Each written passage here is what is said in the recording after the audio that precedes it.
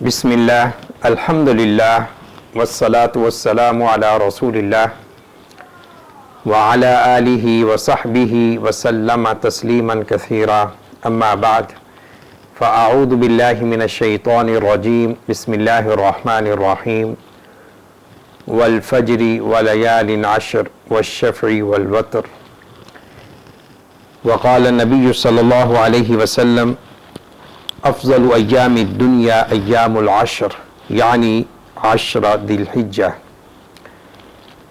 قابل تکریم سامعین و ناظرین کرام،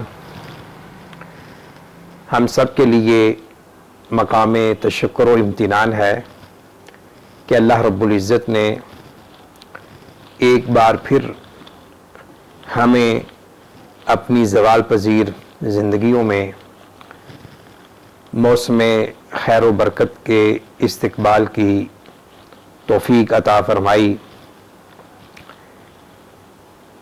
ذو الحج کے ہلال کے طلوع کی آمد ہے اور آج یا کل ان بابرکت راتوں اور دنوں کا آغاز ہو رہا ہے جو دنیا کے تمام ایام سے افضل ہیں۔ ذو الحج کا مہینہ عربی تقویم کے اعتبار سے، ترتیب کے اعتبار سے آخری مہینہ ہے اور ان 4 مہینوں میں سے ہے جنہیں اللہ نے روز اول سے حرمت والے مہینے قرار دیا ہے، جن مہینوں میں اعمال صالحہ کثرت سے کرنے چاہیے اور ظلم و زیادتی سے، گناہوں سے، معاصی منکرات سے اجتناب کرنا چاہیے۔ ذو الحج کے ابتدائی 10 دنوں کو عشرہ ذو الحج کہا جاتا ہے۔ اس کی اہمیت کیا ہے اور اس کی عظمت، شان و شوکت کیا ہے، اور ان مبارک 10 دنوں میں ہم نے کیا کام کرنے ہیں جن سے ہمارا دین، ہمارا اخلاق، ہماری دنیا اور آخرت بہتر ہو، یہ آج کی گفتگو کے بنیادی سوالات ہیں۔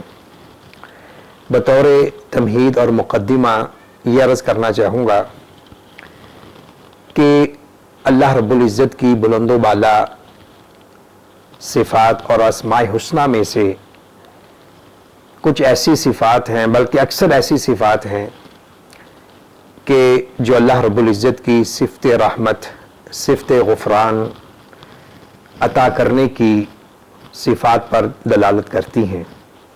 وہ الرحمن ہے، الرحیم ہے، الغفور ہے، الودود ہے۔ اللہ تعالیٰ اپنے بندوں کو ہر وقت نوازنا چاہتے ہیں اور یہ بندے ہیں جو اللہ کی رحمت سے دور بھاگے جا رہے ہیں۔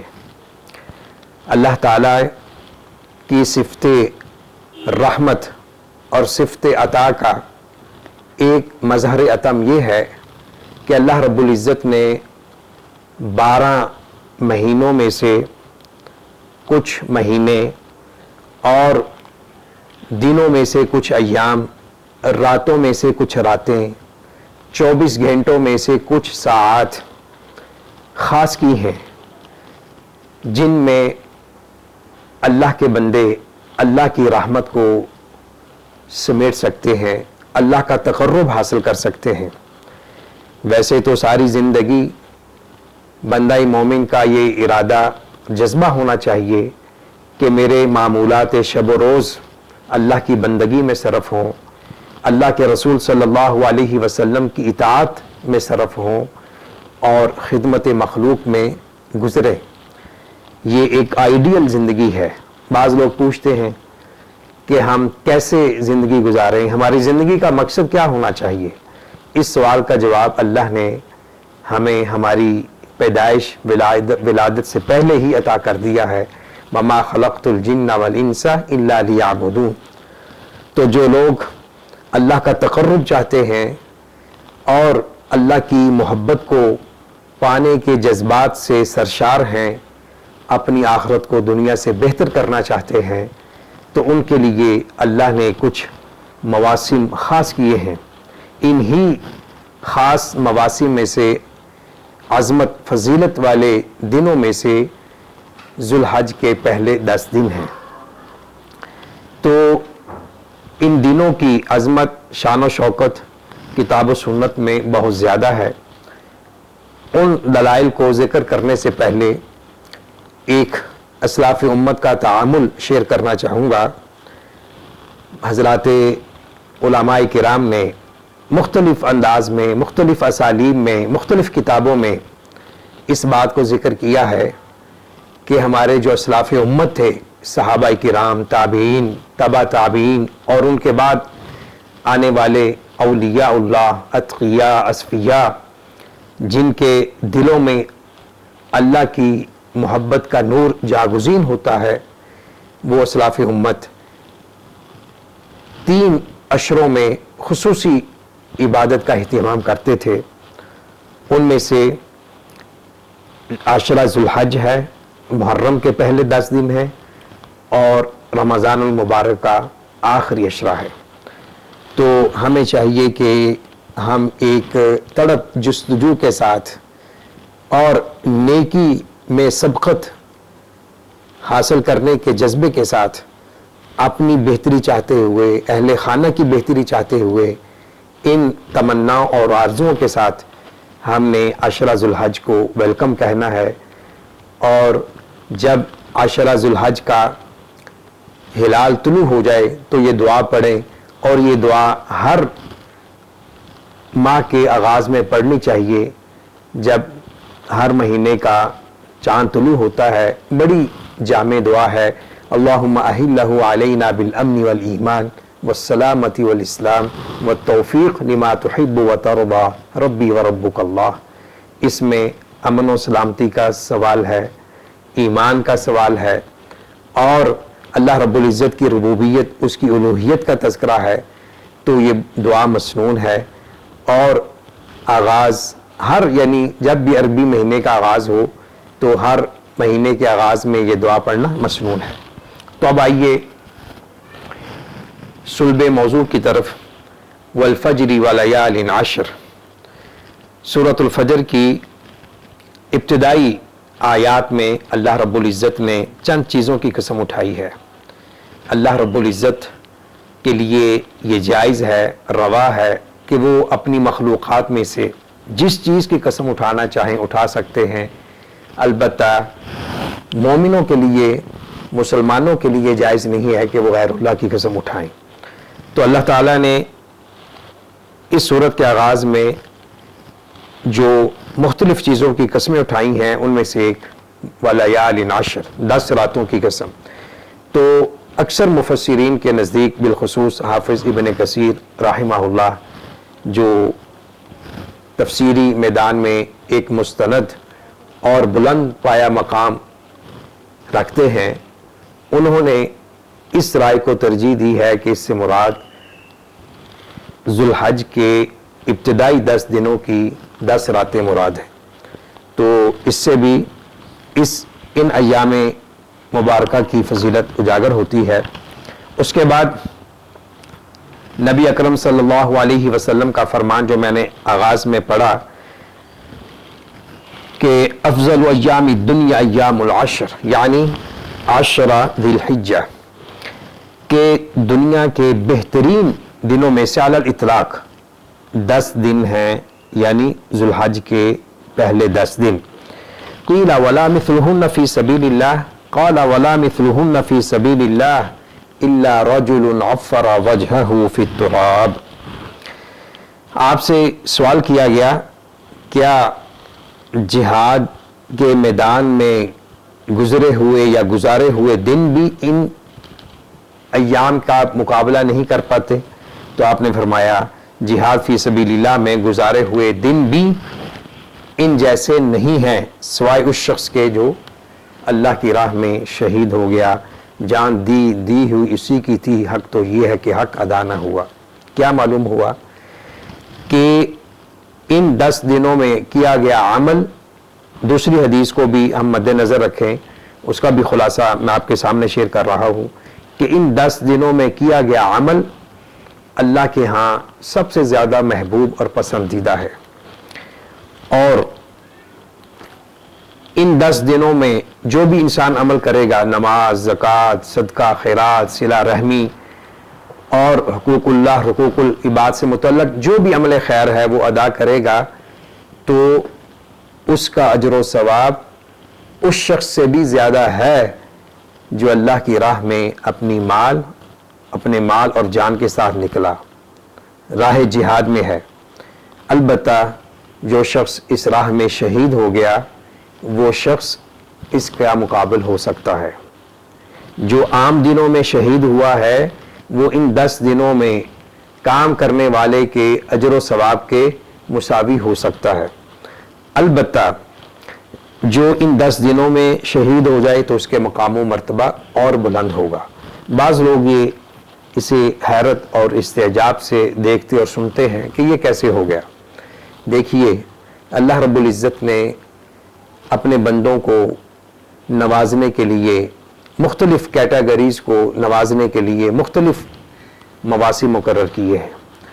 تو جو لوگ جہاد نہیں کر سکتے، کمزور ہیں مالی طور سے، جسمانی طور سے، اور اللہ رب العزت ان کو گھر بیٹھے ہی درجہ جہاد کی عظمت فضیلت عطا کر رہے ہیں، تو ہمیں اللہ کی اس دین پہ اعتراض نہیں کرنا چاہیے۔ اس کی دین ہے، جسے چاہے عطا کرے۔ تو بہرکیف اس حدیث کی روشنی میں جہاد کو ڈی گریڈ کرنا مقصود نہیں ہے۔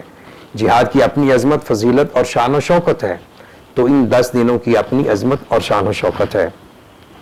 اسی طرح قرآن کریم کی ایک آیت میں ہے وَاذْكُرُوا اللَّهَ فِي أَيَّامٍ مَعْلُومَاتٍ، تو یعنی معلوم شدہ دنوں میں اللہ کو ذکر کرو۔ تو ابن عباس کی تفسیر کی روشنی میں اس سے مراد یہ 10 دن ہیں۔ اسی طرح بعض اہل علم نے عشرہ ذو الحج اور رمضان کے آخری عشرے کی 10 راتوں کا تقابل کرتے ہوئے ایک بڑی خوبصورت بات کہا کہ بالخصوص حافظ ابن قیم رحمہ اللہ، ان کی جو بات ہے اس کا لب لباب یہ ہے کہ جو ذو الحج کے ابتدائی 10 دن ہیں رمضان کے آخری 10 دنوں سے افضل ہیں، اور رمضان کے آخری عشرے کی جو راتیں ہیں وہ ذو الحج کی 10 راتوں سے افضل ہیں۔ یہ ایک تطبیق ہے رمضان المبارک کے آخری عشرے اور عشرہ ذو الحج کے درمیان۔ تو دونوں اپنی اپنی جگہ عظمت اور رفعت کے حامل ہیں۔ ہمیں ان تمام مواسم سے اپنے دامن کو اللہ کی رحمت سے معمور کرنا چاہیے۔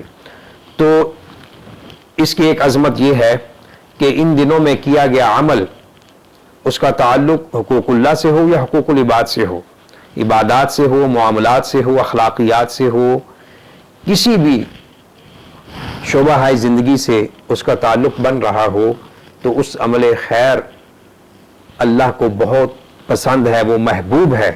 تو ان 10 دنوں میں عمل کیا گیا اللہ کو باقی دنوں کے عمل سے سب سے بہتر ہے۔ اسی طرح اس عشرہ ذو الحج کی عظمت اور فضیلت کا ایک پہلو یہ ہے کہ اس عشرہ کا ایک دن وہ ہے جسے ہم یوم عرفہ کہتے ہیں، یعنی 9 ذی الحج۔ 9 ذی الحج وقوف عرفات کا دن جو رکن حج ہے، اور ایک حدیث میں الحج عرفہ، یعنی در حقیقت حج عرفات کا نام ہے، تو عرفات میں وقوف حج کا رکن اعظم ہے۔ تو غیر حجاج کے لیے مسنون یہ ہے کہ اس دن روزہ رکھا جائے۔ آپ صلی اللہ علیہ وسلم نے فرمایا کہ مجھے امید ہے کہ اللہ تعالیٰ یوم عرفہ کے روزے سے 2 سالوں کے گناہ معاف فرما دیتے ہیں، گزشتہ اور آنے والا۔ اب سوال یہ ہے کہ یوم عرفہ کا روزہ ہمارے مقامی کیلنڈر کے اعتبار سے ہو یا مکہ کی تقویم کے اعتبار سے ہو، تو اس میں اہل علم کا اختلاف ہے، اور افضل اور احوط پہلو یہ ہے کہ دونوں کیلنڈروں کو فالو کرتے ہوئے 2 روزے رکھ لیے جائیں۔ اگر آدمی 2 روزے نہیں رکھ سکتا تو پھر زیادہ مناسب یہ ہے کہ وہ اپنے مقامی اور محلی تقویم کے اعتبار سے روزہ رکھے، یعنی جو ہمارے پاکستانی کیلنڈر کے مطابق 9 ذی الحج ہوگی اس کے مطابق روزہ رکھا جائے۔ اور یہ وہ دن ہے یعنی یوم عرفہ کا دن کہ جس میں اللہ رب العزت فرشتوں کے ساتھ اظہار اعتزاز افتخار فرماتے ہیں اور اللہ تعالیٰ اپنے بندوں کی بخشش فرماتے ہیں، ان کو آزادی، ان کو جہنم سے آزادی کا پروانہ عطا کرتے ہیں۔ اور ایک عظمت کا پہلو یہ ہے کہ ان ایام کو اللہ کے رسول صلی اللہ علیہ وسلم نے عظمت اور وقار والے ایام کہا ہے۔ آپ نے فرمایا اعظم الایام عند اللہ یوم النحر ثم یوم القر، یعنی جو افضل الایام تو گزر گیا نا، تو اب مزید ان 10 دنوں میں ایک ایسا دن ہے جو تمام دنوں پر عظمت اور شان و شوکت کے اعتبار سے حاوی ہے، اور وہ ہے یوم النحر، یعنی قربانی والا پہلا دن 10 ذی الحج، اور اس کے بعد یوم القر یعنی 11 ذی الحج۔ تو 10 ذی الحج اور 11 ذی الحج کی بھی اپنی افادیت ہے، اہمیت ہے، عظمت ہے، اور ایک دوسری حدیث کی روشنی میں یوم النحر میں جو سب سے محبوب کام اللہ کے ہاں ہے وہ قربانی کا عمل ہے، جانوروں کا خون بہانا ہے۔ تو یہ ہے اس عشرہ ذی الحج کی عظمت اور فضیلت کے چند پہلو۔ اب آئیے گفتگو کا جو ہمارا دوسرا حصہ ہے کہ ہم نے ان ایام کو کیسے گزارنا ہے، تو اس کا جواب یہ ہے کہ انسان اپنے آپ کو آمادہ کرے فکری ذہنی طور پر اور جسمانی طور پر کہ میں نے اللہ کی رضا حاصل کرنی ہے۔ تو جو بھی وہ اپنی صلاحیت، اہلیت، مقام و مرتبہ اور اپنے وسائل کی روشنی میں عمل خیر کر سکتا ہے اسے کرنا چاہیے۔ قرآن کریم کی تلاوت، ذکر الہی، درود شریف کا التزام، غریبوں کی مدد، صلہ رحمی، جو بھی وہ اپنی جسمانی طاقت سے، مالی طاقت سے، اپنی فکری طاقت سے جو بھی اچھا عمل کر سکتا ہے اسے عمل کرنا چاہیے۔ اور حضرت سعید بن جبیر رضی اللہ رحمہ اللہ جو بہت بڑے تابعی ہیں، ان کے بارے آتا ہے کہ وہ ان 10 دنوں میں اس قدر جستجو لگن سے عبادت کرتے تھے کہ دوسرے لوگ اس جیسی عبادت کرنے سے عاجز آ جاتے تھے۔ تو یہ اور دیگر بھی حضرات ائمہ کرام کا، علماء امت کا تعامل رہا ہے کہ وہ ان 10 دنوں میں کثرت سے عبادت کرتے تھے۔ اور دوسری بات یہ انسان نیت کرے کہ میں نے گناہوں سے اجتناب کرنا ہے، بالخصوص گناہ کبیرہ جن سے انسان کے لیے اللہ کی طرف سے ناراضی ہوتی ہے، جہنم کا وعدہ کیا گیا ہے، اور جن سے والدین کی ناراضی سامنے آتی ہے، حقوق اللہ اور حقوق العباد متاثر ہوتے ہوں، تو ایسے گناہوں سے بچنا ضروری ہے۔ نمبر 3، تکبیرات کا اہتمام کرنا چاہیے۔ حضرت عبداللہ ابن عمر اور حضرت ابو ہریرہ رضی اللہ تعالی عنہما جلیل القدر صحابی ہیں، صحابہ کرام ہیں، ان کے بارے آتا ہے کہ وہ ان 10 دنوں میں گلی محلوں میں، بازاروں میں نکلتے اور یہ تکبیرات کہتے، اور ان تکبیرات کے ساتھ دوسرے لوگ بھی تکبیرات کہتے۔ وہ تکبیرات کے الفاظ حضرت عبداللہ ابن مسعود رضی اللہ تعالی عنہ کی روایت کے مطابق یوں ہیں: اللہ اکبر، اللہ اکبر، لا الہ الا اللہ، واللہ اکبر، اللہ اکبر وللہ الحمد۔ تو یہ تکبیرات ذکر الہی کا ایک اہم حصہ ہیں۔ اس کے علاوہ ذکر الہی، صبح و شام کے اذکار اور نماز کے بعد کے جو اذکار ہیں ان کا پابندی سے اہتمام کرنا چاہیے۔ اسی طرح ایک حدیث میں آپ صلی اللہ علیہ وسلم نے فرمایا فَأَكْثِرُوا فِيهِنَّ مِنَ التَّهْلِيلِ وَالتَّكْبِيرِ وَالتَّحْمِيدِ کہ ان 10 دنوں میں کثرت کے ساتھ تحلیل، تکبیر اور تحمید کا عمل کیا کرو، یعنی لا الہ الا اللہ، اللہ اکبر اور الحمدللہ۔ اور دوسری حدیث کی روشنی میں جو بہترین تسبیحات ہیں، سبحان اللہ والحمدللہ ولا الہ الا اللہ واللہ اکبر، اس کا التزام کرنا چاہیے۔ تو جیسا میں نے شروع میں کہا کہ ہر عمل خیر کی طرف ہمیں راغب ہونا چاہیے۔ اسی طرح قربانی کا ارادہ رکھنے والا مسلمان اسے چاہیے کہ وہ طلوع ہلال ذوالحج سے پہلے پہلے اپنے ناخن اور بال تراش لے۔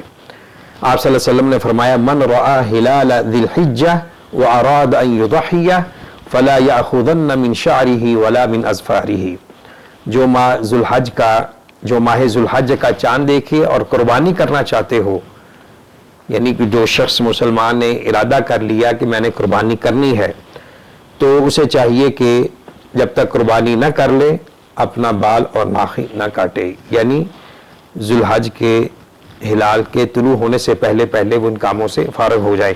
اور ایک دوسری حدیث کی روشنی میں جس شخص کے پاس استطاعت نہیں ہے قربانی کرنے کی، اس کا دل چاہتا ہے میرے پاس وسائل ہوں میں قربانی کروں لیکن مالی طور پہ کمزور ہے، تو اگر وہ شخص بھی سنت پہ عمل کر لے گا تو انشاءاللہ اسے قربانی کا ثواب ملے گا، یعنی وہ عشرہ ذوالحج کے 10 دنوں میں بال اور ناخن وغیرہ نہ کاٹے۔ اور ایک اہم عمل جو عشرہ ذوالحج میں کرنا چاہیے بالخصوص ہر اس شخص کو جو مالی اور جسمانی طور پر عمرہ اور حج کرنے کی استطاعت رکھتا ہے کہ وہ بیت اللہ جانے کا ارادہ کرے، حج اور عمرہ کا سفر کرے۔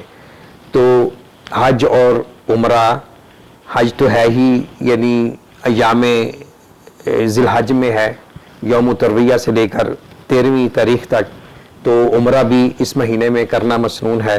اللہ رب العزت سے دعا ہے کہ اللہ تعالی ہمارے لیے آسانیاں پیدا فرمائے، اللہ تعالی ہر مسلمان کو بار بار عمرہ اور حج کی سعادت نصیب فرمائے۔ ان دنوں میں جو ایک اہم کام کرنا ہے وہ ہے روزوں کا اہتمام۔ آپ صلی اللہ علیہ وسلم کے معمول کے بارے آتا ہے کان رسول اللہ صلی اللہ علیہ وسلم یصوم 9 ذی الحجۃ ویوم عاشوراء و3 ایام من کل شہر اول اثنین من الشہر والخمیس، کہ آپ صلی اللہ علیہ وسلم ذوالحج کے ابتدائی 9 روزے، عاشوراء کا روزہ اور ہر مہینے کے 3 اور ہر جمعرات پیر کے روزے رکھتے تھے۔ تو یہ مسنون عمل ہے، کثرت کے ساتھ ہمیں چاہیے کہ ابتدائی 10 دنوں میں روزوں کا اہتمام کیا جائے، بالخصوص یوم عرفہ کا۔ اسی طرح عرفہ کے روزے کے بارے بات ہوئی کہ آپ صلی اللہ علیہ وسلم نے فرمایا صیام یوم عرفہ احتسب علی اللہ ان یکفر السنہ التی قبلہ والسنہ التی بعدہ، کہ عرفہ کے دن روزے رکھنے کی وجہ سے مجھے امید ہے کہ اللہ تعالیٰ اس وجہ سے، یعنی اس ایک روزہ رکھنے کی برکت سے پچھلے سال کے اور آئندہ سال بھر کے گناہ معاف فرما دیں گے۔